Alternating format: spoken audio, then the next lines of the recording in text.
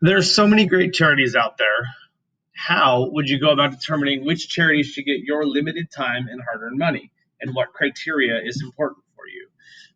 So you should answer this based on what you think. I would say that you should probably do the research about the charity, especially when it comes to your money. When you're donating your time, you can get a more accurate gauge, I think, of exactly what the good and the impact that your time is creating, right? So if you're actually passing out meals to people, you feel like you feel the benefits of that. But if you're just donating to the nonprofit that donates meals, you probably want to make sure that they are using the money that they get effectively, that they're not wasting the money, that they don't have huge salaries for their employees, also that they treat their employees well, but not that they are spending all the money on employee salaries and fancy trips and equipment and all these things. So you want to make sure that that a good percentage of the money that you're giving is going directly to the mission and doing so efficiently. And then also working with charities that you support their mission and agree with them philosophically as well.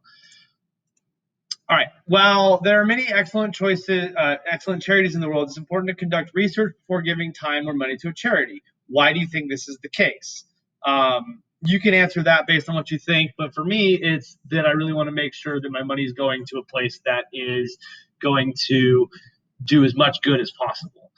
In an age when anyone can post anything online, it's important to verify authenticity and credibility. There are a ton of scams out there, and some of those scams are based on giving money to needy people, and so you want to make sure that you are verifying authenticity and credibility. All right, so what I want you to do today, I want you to select one charity from your list from yesterday to evaluate. Using the charity's website and other web searches, complete the table in your notes by learning as much information as you can about your charity for each of the criteria. Record your findings in the table and determine if this is the right charity for you. So what we have here is these are your notes. And you'll notice that in your notes, I have a little explanation over here. So the about page, that I've got a little explanation about that. The contact information, I've got some contact information stuff here, so you can read that and make if you're curious about what those things say. And then what did you learn about your specific company? So maybe the company would be Meals on Wheels. That's one I'm familiar with, and so on the about page, I would say, what did I learn? I learned that Meals on Wheels donates and delivers meals to elderly and homebound citizens in the area, and that you can volunteer by driving those meals to those people. Contact information, you'll write the phone number, address, email address right there. Internet research and reviews, you can talk about mostly positive reviews. These are things that people had to say about it. Financial information, 80% of every dollar you donate goes to helping provide meals for people. The other 20% provides administrative costs, something like that. Let's see, accomplishments and track records, whatever you can find online about that. And then transparency. That's sort of going to be very similar to the financial information. So financial information, I said, what can you learn about the charity's finances? Are they spending their money the way they say they are? Do they have a rainy day fund? Do they openly share this information with the public? And then for transparency, is the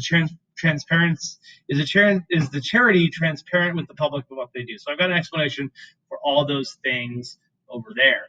And then in your notes, based on your research, do you believe this charity is credible? Why or why not?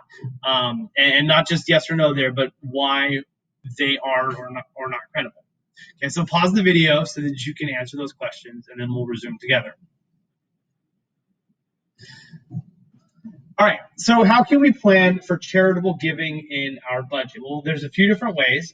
Anything that you can think of is good, but then I said decide on a certain percentage per month. That's one option. I'm going to give a certain amount of my income, maybe 10%, maybe 5%, maybe 15%. depending on your situation. Balance donations with time volunteering. If you are living paycheck to paycheck, I think it's probably a better idea to spend your time volunteering than donating your money. And if you don't have any time to donate because you're working so many hours, then hopefully if you're working that many hours, you've got some extra money so you can use that money to donate, or maybe do some of both. Donate extra time or money during holidays. Okay.